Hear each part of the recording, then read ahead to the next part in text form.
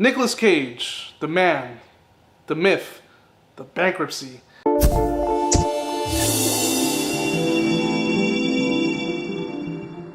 I love you, Nick Cage. I know that now you're doing a bunch of movies that are going straight to DVD or on demand, whatever you guys use to watch your movies today. Once upon a time, made very good movies.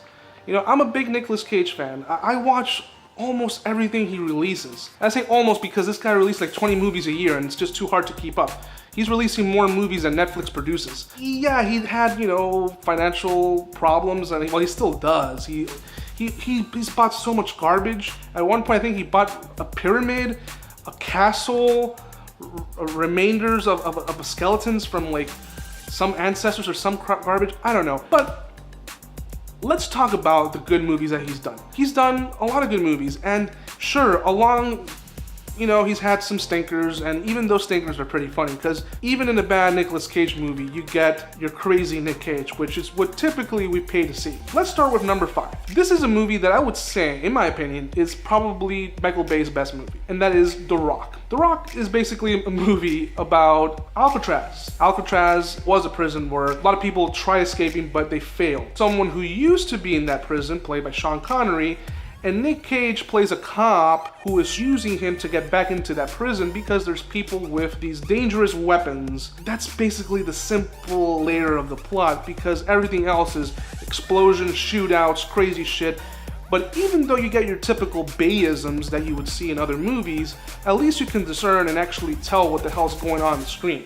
This was like early in Michael Bay's career. This is not Transformers Michael Bay, where he uses 25 different aspect ratios.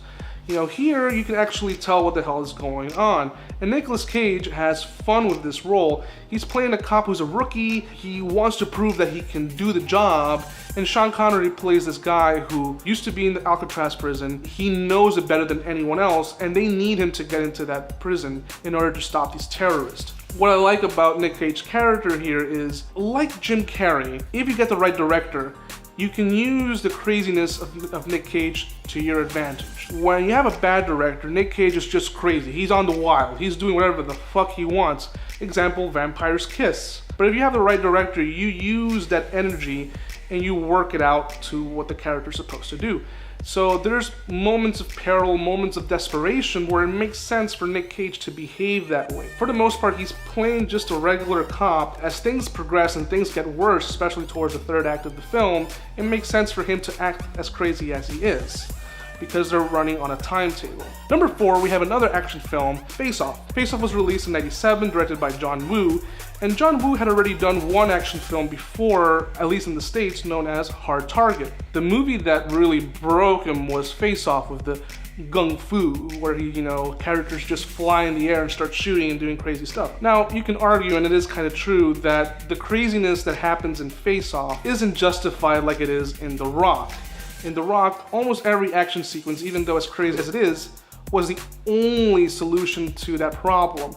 Here it seems the opposite. It seems like they're creating more problems by doing these crazy stunts.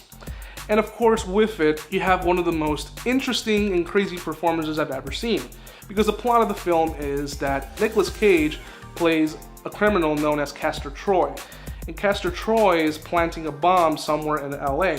And John Travolta plays someone in a secretive organization that stops criminal activity, specifically stuff like, terrorist attacks. John Archer, John Travolta's character, has been hunting this guy for so long.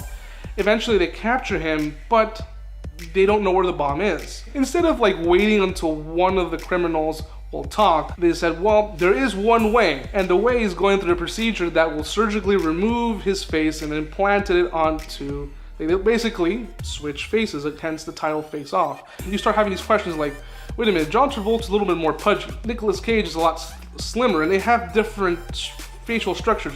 You have to forget about all of that. They try explaining it, they do liposuction, but then you're like, but Nicolas Cage's ears, god damn it, again, forget about all of that. Logic, throw it out the window, because this movie is really bonkers. It's basically John Travolta pretending to be Nick Cage as Nick Cage is pretending to be John Travolta. The cinematography and the action, as nonsensical and crazy as it is, works.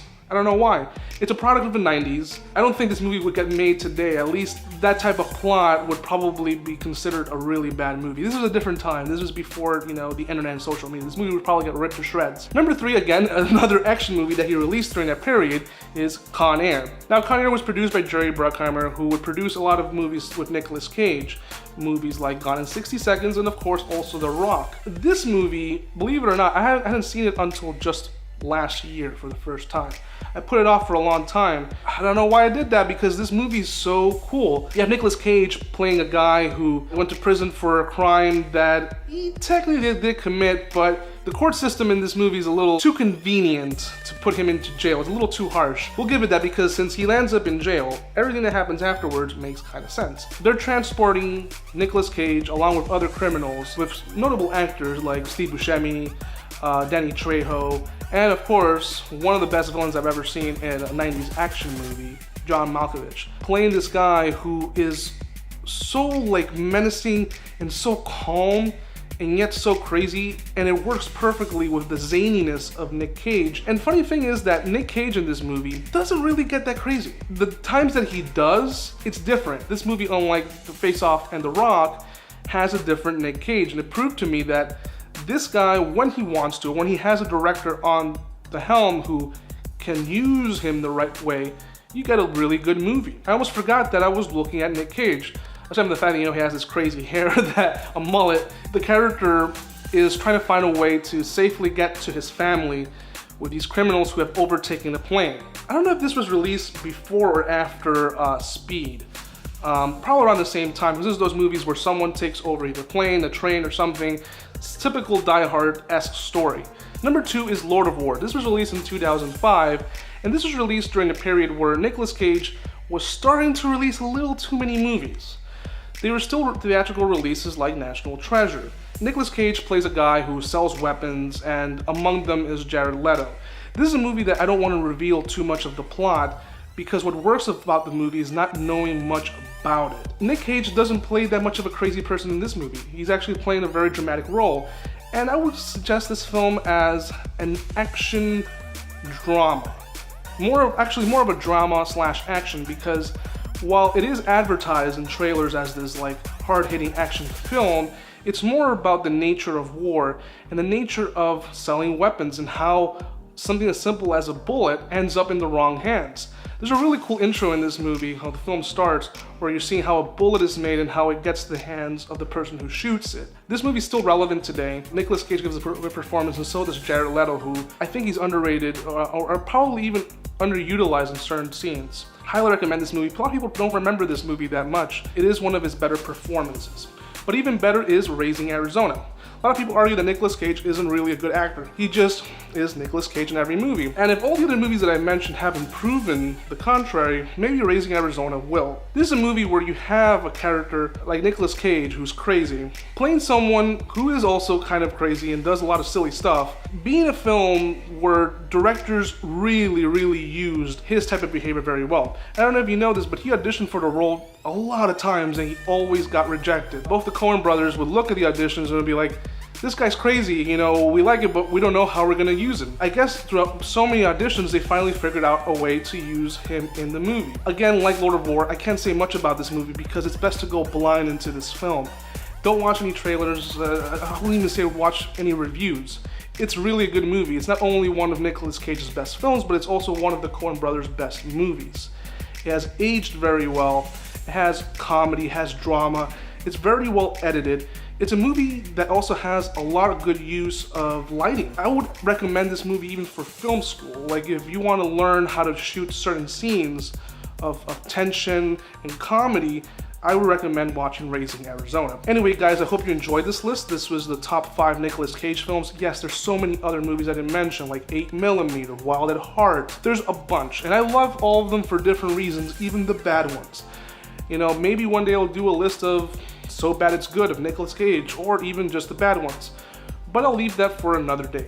Let me know in the comment section down below, which one of these films is your favorite? Is there one that you would have put higher on the list? Let me know.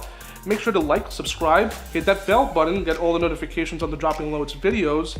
Remember, I'm Vest Guy. You can also follow me on Instagram. Every now and then when I'm not being a dipshit, I do post some stuff there. Let me know if you want me to post more so I can get off my lazy ass. Anyway guys, until next time, bye.